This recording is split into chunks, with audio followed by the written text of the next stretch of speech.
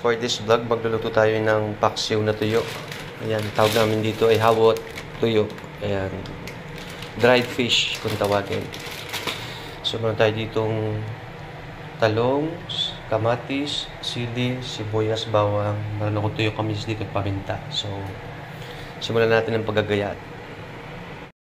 Ito na guys, nagayat natin ang ating kamatis, ang ating chili, talong, ang ating sibuyas at bawang, kamis na tuyo, paminta at suka. Ayan. So, nakasala na yung kawali, ready to cook na.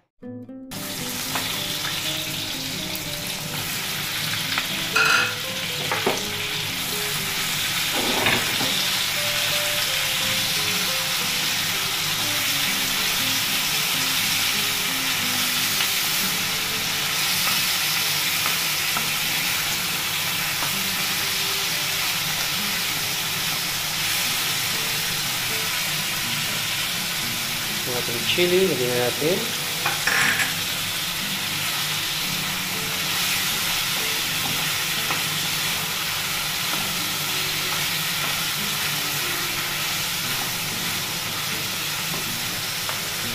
Then after nito yung ating suka. So ito na yung suka natin. Ayan.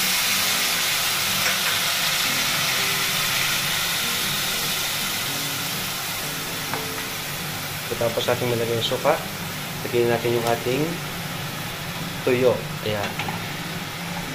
Sinulagyan lang natin siya.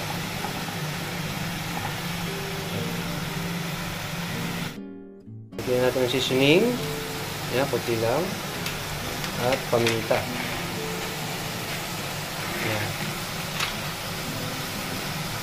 Ayan, maya-maya, haluin na natin. And takloban natin. And guys, nalagyan ko na siya ng talong. Hindi ko na napakita na binuksan ko yung yung taklob. So, ito na. Takloban lang uli natin.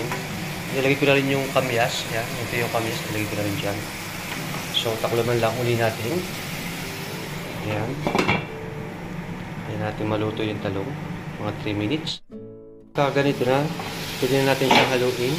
Ayan. Haluin muna natin siya.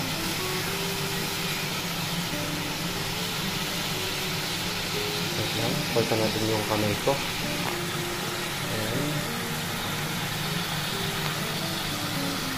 Kasi akong gumamit ng kanan. Ayan.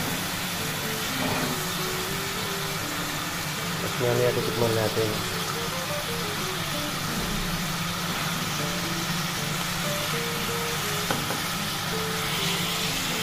Parang naiga na siya guys. Yan.